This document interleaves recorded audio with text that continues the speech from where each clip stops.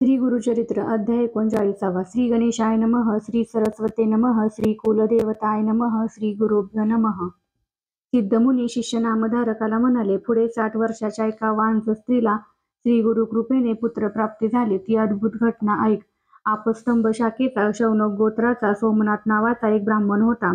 त्याची वेदशास्त्रानुसार आचरण करणारी गंगा नावाची पत्नी श्रेष्ठ पतिव्रता होती.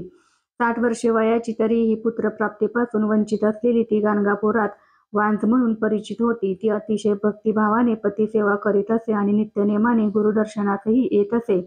ती दररोज श्री गुरूंना निरांजनाने ओवाळीत असे. तिचा हा नित्यक्रम अनेक वर्ष चालला होता. अशातच एके दिवशी श्री गुरूंनी संतुष्ट होऊन त्या ब्राह्मण स्त्रीला हसून विचारले, माझ्यासाठी तू दररोज निरांजन आणतेस. तुझ्या मनात कोणती इच्छा आहे ते सांग बरे. नारायण आणि गौरीनाथ श्री शंकर तुझी इच्छा गुरुप्रसाद म्हणून पूर्ण करतील. श्री गुरूंचे वचन ऐकून तिने साष्टांग नमस्कार करून आणि हात जोडून म्हटले, निपुत्रिकाला परलोकी गती नाही असे म्हणतात. ज्या स्त्रीला पुत्र नाही तिचे मुखावलोकन करू नयेत असेही म्हणतात. मला लोक महादोषी पापिनी समजतात. जिच्या पोटी अपत्य नाही तिचा जन्म निष्फळ होय. पितृलोकात तिच्या दोन्ही कुळातील 42 पिढ्या पुत्रजन्माची वाट पाहत असतात. ते पितर मनात म्हणत असतील की आपल्या वंशात एखाद्या सतीने पुत्राला जन्म दिला तर आमचे हित होईल. तोच आम्हा सर्वांचा उद्धार करेल. जे घर पुत्रविरहित आहे ते घोर अरण्य समजावे, किंबहुना ते घर म्हणजे अरण्यच होय. मी नेहमी गंगा स्नानात जाते. तिथे स्त्रिया आपल्या बालकांना मोठ्या कौतुकाने घेऊन येतात. त्या आपल्या मुलांना कडेवर घेऊन खेळवतात.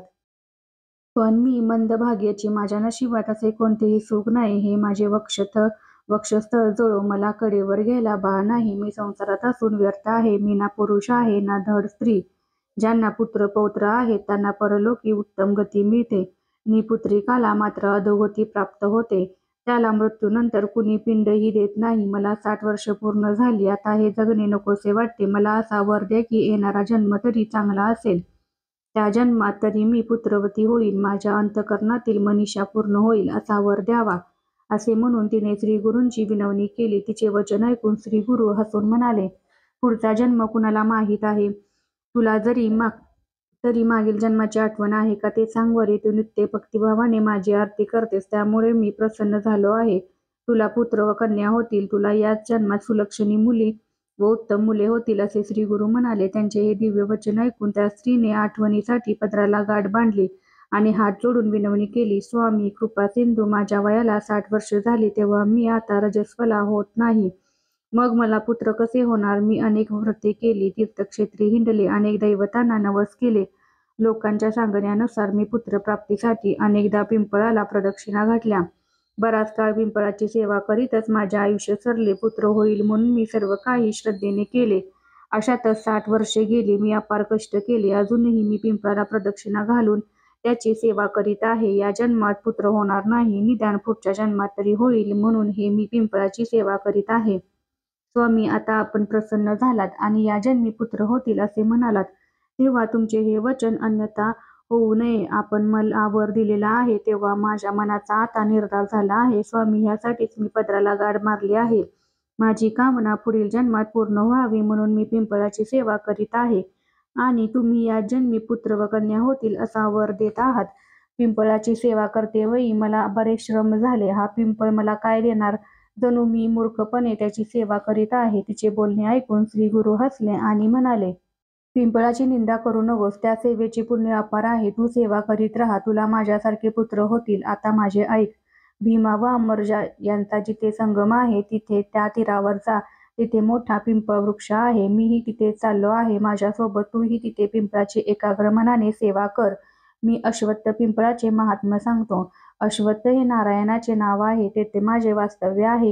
हे श्री गुरु वचन ऐकून त्या स्त्रीने विनंती केली, स्वामी, तुम्ही मला पिंपळ वृक्षाचे महात्म्य सांगावे. म्हणजे माझे मन स्थिर होईल आणि मी भक्तिपूर्वक सेवा करेन. तेव्हा श्री गुरु तिला म्हणाले, तू आत्ताच पिंपळ वृक्षाला दोष दिलास, परंतु त्याचा महिमा अपार आहे. सर्व देव त्याच्या ठायी वास्तव्य करतात. पिंपळाचा महिमा ब्रह्मांड पुराणात सांगितलेला आहे. पुढे ब्रह्मदेवाने नारदाला तो सविस्तर सांगितला. ब्रह्मदेवाचा पुत्र नारद त्रिखंडात संचार करीत असतो.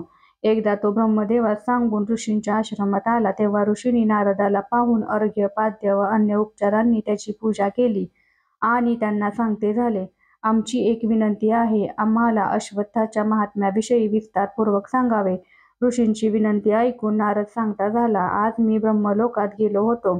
तेथे स्वभावतः जिज्ञासेने मी विचारले. सर्वजण ज्या अश्वत्थाला विष्णू स्वरूप मानून मान देतात, त्या अश्वत्थाचा महिमा कसा आहे, त्या महान वृक्षाची सेवा कशी करावी, त्याची थोरवी काय, हे मला सांगावे. तेव्हा ब्रह्मदेवाने म्हणाले, अश्वत्थ वृक्षाच्या मुळापाशी माझे वास्तव्य आहे. त्याच्या मध्यभागी विष्णूचे आणि अग्रभागी रुद्र महादेवांचे वास्तव्य आहे. शाखा आणि पानांविषयी लक्षात घेतले तर दक्षिणेकडील शाखांमध्ये शंकरांचे, पश्चिमेकडील शाखांमध्ये विष्णूचे निर्गुण रूपाने आणि उत्तरेकडील शाखांमध्ये माझे वास्तव्य आहे. तसेच पूर्वेकडील शाखांवर इंद्रादी देव राहतात. अशा प्रकारे सर्व शाखांवर देवतांचे वास्तव्य असते. पिंपळ वृक्षांच्या मुळांच्या अंकुरापाशी गो ब्राह्मण, सर्व ऋषी, देव, वेदादी आणि यज्ञ यांचे निरंतर वास्तव्य असते. त्यांच्या पूर्वेकडील शाखांमध्ये सर्व नदी तीर्थे, लवणाधिक 7 सागर वास्तव्य करतात. अकार याचे मूळ, उकार ही शाखा आणि बुंदा, तसेच मकार ही फुले आणि फळे असून याचे मुख्य मुख आग्नेय दिशेस आहे. तेथे रुद्र, अष्टवसु, ब्रह्मा, विष्णू व महेश यांसह सर्व देव वास्तव्य करतात. अशा या अश्वत्थरूपी नारायणाचा महिमा वर्णन करणे कुणाला शक्य आहे? पिंपळ वृक्षाला कल्पवृक्ष म्हणतात, ते याच कारणामुळे, असे ब्रह्मदेवाने मला सांगितले. पुढे नारद त्या ऋषीश्रेष्ठांना म्हणाला, ज्या वृक्षापाशी त्रयमूर्तींचा वास असतो त्याचा महिमा काय सांगावा? त्यांची सेवा केल्यास कोणती सिद्धी प्राप्ती होणार नाही. हे ऐकून सर्व ऋषी नारदाला म्हणाले, त्या वृक्षाची सेवा कशी करावी, त्याचे व्रत-आचरण कसे करावे? पूर्वी आम्ही अथर्वणाला याविषयी विचारले होते. त्यावेळी त्याने अश्वत्थ सेवा करावयास सांगितली. नारदा, तू ब्रह्मर्षी आहेस, तुला सर्व धर्माचरण यथायोग्य ठाऊक आहे, तेव्हा तू आम्हाला विधीपूर्वक सर्व विस्ताराने सांग.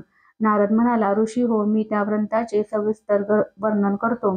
ब्रह्मदेवाने जे सांगितले आहे त्यास तत्परतेने श्रवण करावे.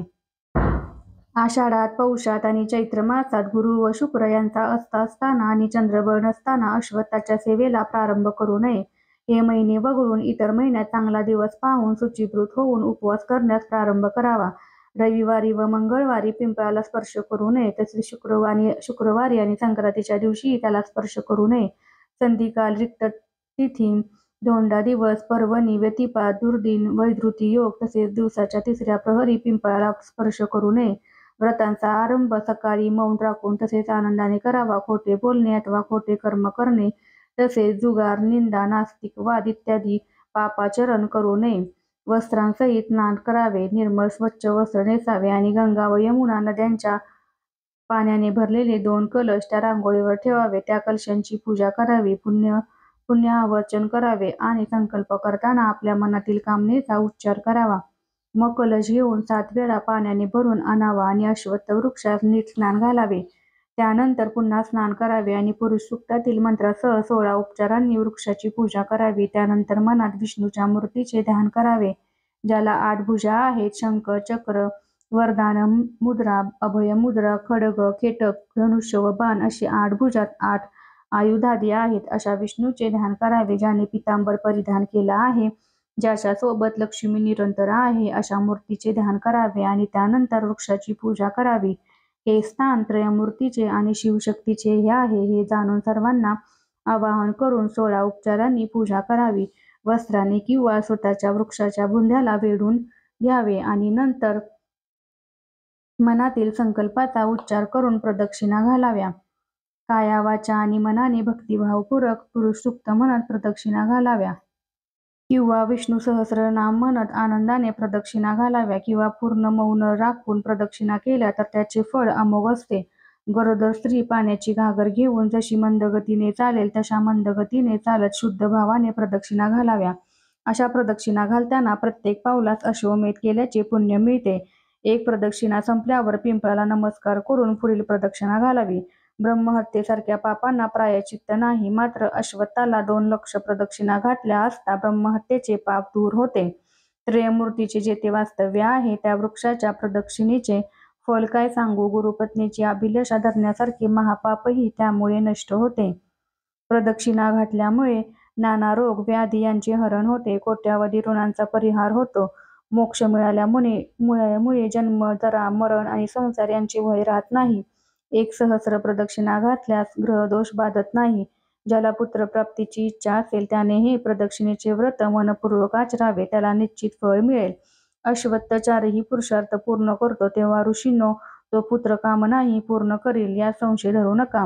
शनिवारी पिंपळाच्या वृक्षाला स्पर्श करून मृत्युंजय मंत्राचा जप केल्यास माणसाचा अकाली मृत्यू टळतो.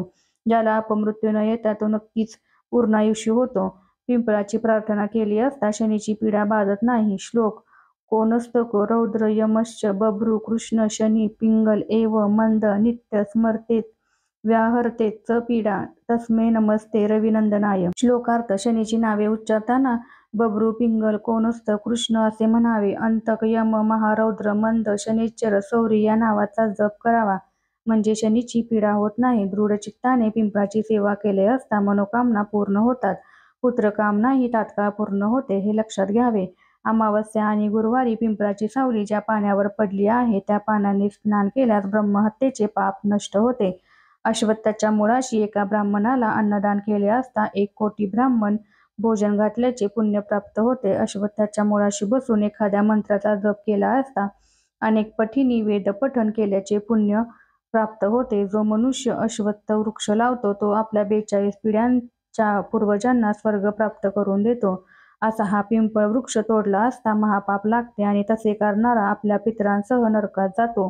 पिंपळाच्या झाडाखाली बसून होम केला तर महायज्ञाचे फळ मिळते, पुण्याचा क्षय होत नाही. पुत्रकामना पूर्ण होते असा पिंपळ वृक्षाचा महिमा ब्रह्मदेवाने नारदाला सांगितला. तोच नारदाकडून ऋषी मंडळींनी ऐकला. नारद ऋषींना म्हणाला, जेवढ्या प्रदक्षिणा घातल्या जातात त्याच्या 1.5 पटीने शास्त्रोक्त पद्धतीने आहुती देऊन हवन करावे. जेवढ्या आहुती घातल्या त्याच्या 10व्या अंशाने ब्राह्मणांना भोजन द्यावे. केवळ हविषान्न सेवन करून स्वतः ब्रह्मचार्याने राहावे. जसे व्रताचरण करून मग उद्यापन करावे आणि सामर्थ्यानुसार सुवर्णाचा पिंपळ वृक्ष करावा आणि ब्राह्मणाला विधीपूर्वक दान करावा. तसेच ढवळी गाय तिच्या वासरासहित ब्राह्मणाला दान करावे. वृक्षाच्या तळाशी यथाशक्ती तिळांची रास करावी आणि ती पांढऱ्या वस्त्राने झाकून गरीब ब्राह्मणाला दान द्यावी. नारदाने अश्वत्थ पूजेचे विधान ऋषींना सांगितले. त्याचे आचरण करून ऋषींनी अभिष्ट प्राप्त केले. श्री गुरु गंगा नावाच्या त्या वांझ साध्वीला म्हणाले, असा हा पिंपळाचा महिमा आहे. ज्याची भावभक्ती असेल त्याला तसे योग्य फळ मिळेल. तू याप्रमाणे आचरण कर. मनात संशय धरू नकोस. भीमा व अमरच्या संगमावर भीमातेरी अश्वत्थ वृक्ष आहे.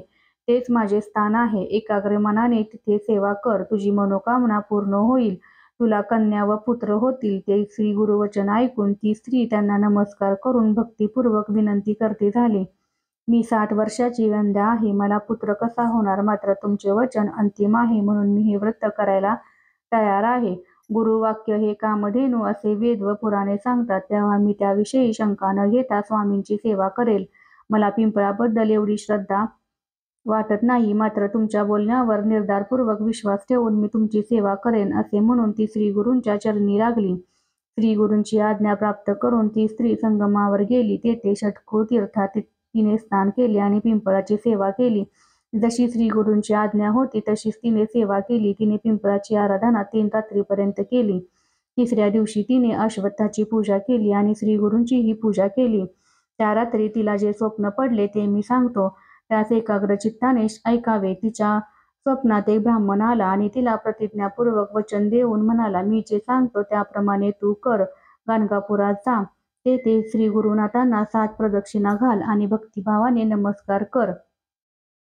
ते तुला जे काही देतील ते तू लगेचच भक्षण कर. निश्चय करून लवकर जा. असे तो विप्र म्हणाला. स्वप्न पाहून ती लगेचच जागी झाली आणि अश्वत्थ हा कल्पवृक्ष आहे म्हणून आपण इच्छिलेले फळ आपल्याला मिळणारच असा विचार तिच्या मनात आला. ती सेवा करून 4थ्या दिवशी मठास परतली. तिने श्रीगुरूंना प्रदक्षिणा करून आनंदाने वंदन केले. श्रीगुरू हसले आणि तिला 2 फळे देत म्हणाले, आता ही फळे तू आनंदाने भक्षण कर. तुझी इच्छा नक्कीच पूर्ण होईल. आता तू लवकर भोजन कर. तुझी इच्छा नक्की पूर्ण होईल. तुला आज कन्या व पुत्र दिले असे समज. आधी विधीपूर्वक व्रताचे पारणे कर, मग ही फळे खा. जे काही पूर्वी सांगितले आहे त्याप्रमाणे ब्राह्मणांना दान दे. मग त्या स्त्रीने व्रत पूर्ण करून दान दिले. तेव्हा आश्चर्य असे की त्याच दिवशी सूर्यास्ताच्या वेळेस ती रजस्वला झाली. तिने 3 दिवस मौन पाळले. कच्च्या खापरात जेवण केले. श्वेत वस्त्रे नेसली. कुणाचेही मुखावलोकन केले नाही. अशा 3 रात्री तिने घालवल्या आणि 4थ्या दिवशी नाहून ती श्रीगुरु दर्शनास आली. पतीसह आलेल्या त्या गंगेने एकाग्र मनाने श्रीगुरु पूजन केले. श्रीगुरूंनी संतुष्ट होत त्या दोघांना पुत्रवंत व्हा हाच आशीर्वाद दिला. उभयता श्रीगुरूंना नमस्कार करून आपल्या घरी गेले. 5व्या दिवशी तिच्या पतीने तिला ऋतुदान दिले. तेव्हा पुढे तिला कन्या प्राप्ती झाली. ती वांझ स्त्री गरोदर असल्याचे पाहून सर्व ग्रामस्थ काय हे नवल म्हणून आश्चर्य करू लागले. ते म्हणू लागले, पहा केवढे आश्चर्य आहे. वेंधेला गर्भारपण आले. सोमनाथ ब्राह्मण आनंदात आहे. 7व्या महिन्यात तिची ओटी भरण्यात आली. तिच्यावरून वाणे ओवाळी गेली. श्रीगुरूंनी आनंदाने त्या उभयतांकडून सर्व लोकांना वाणे देवविली. 8व्या महिन्यात त्या ब्राह्मणाने श्रीमंत विधान केले आणि गावात वाणे वाटली. वेंधा गरोदर राहिली म्हणून सर्वजण आश्चर्य करीत होते. तिचे पिकलेले केस आणि म्हातारपण यांचा उल्लेख करून कौतुकाने वाणे देत होते. कुणी म्हणाले, हा गुरुप्रसाद श्री नृसिंह सरस्वती भक्तांना वर देणारे आहेत. त्यांची आनंदाने सेवा केल्यास 4ही पुरुषार्थ पूर्ण होतात. श्री नृसिंह सरस्वती हे ब्रह्मा, विष्णू व महेश यांचा मानवरूप अवतार आहे. भक्तजनांचे चित्तहरण करणारा हा अवतार भूलोकी प्रकट झाला आहे. लोक श्रीगुरूंची नाना प्रकारे स्तुती करत होते. ती स्त्री अन्य स्त्रियांना वाणे देत होती. तिचे मन उत्साहाने भरून आले होते. सर्वांना वाणे देऊन तिने श्रीगुरूंना नमस्कार केला. भक्तवत्सल श्रीगुरूंनी तिला आशीर्वाद दिला.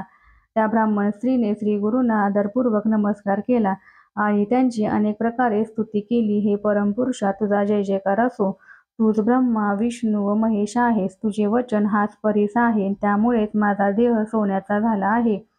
तू विश्वोद्धारासाठी अवतरलेला आहेस. स्वामी, तू अन्य कुणी नसून साक्षात त्रयमूर्ती आहेस. तुझी स्तुती करण्याची शक्ती माझ्या वाणीत नाही. कृपासागरा, तुझा महिमा अपार आहे. अशी स्तुती करून श्रीगुरूंना वंदन करून आणि त्यांची आज्ञा घेऊन ती आपल्या माहेरी गेली.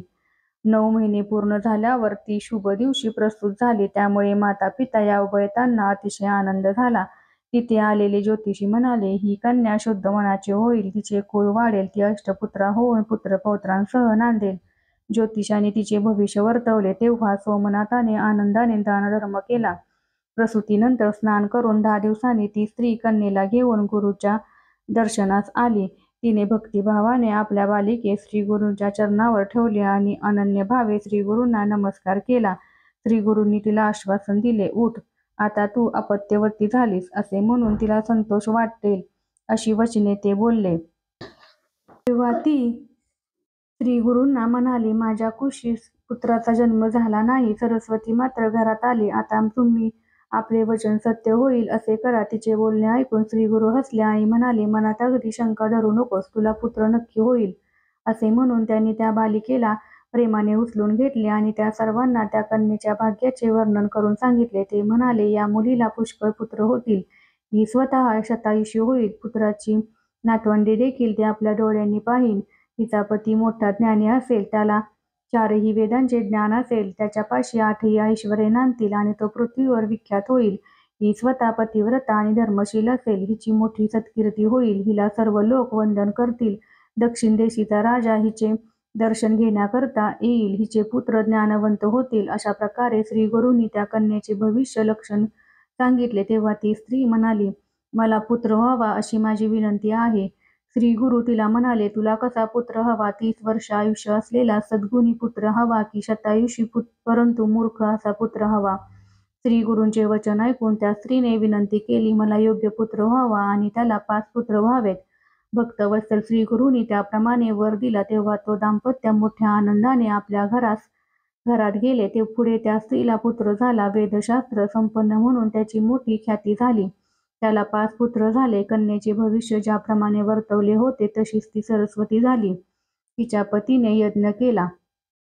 त्याचे दीक्षित हे नाव 4ही प्रांतात प्रख्यात झाले असे सिद्धमुनींनी नामधारकाला सांगितले. पुढे सिद्धमुनी म्हणाले, 60 वर्षाच्या वांझ स्त्रीला पुत्र झाला. अशी सद्गुरूंची कृपा आहे. ज्याच्या मनात खरी निर्धारयुक्त श्रद्धा असेल त्याला ते वर देतात. म्हणूनच श्रीगुरूंची अनन्य भावे भक्ती करावी. सरस्वती गंगाधर श्रीगुरु चरित्र सविस्तर सांगत आहे. लोक हो, श्रीगुरूंची भक्ती करा. तुमच्या मनातील इष्ट ते सर्व पूर्ण होईल.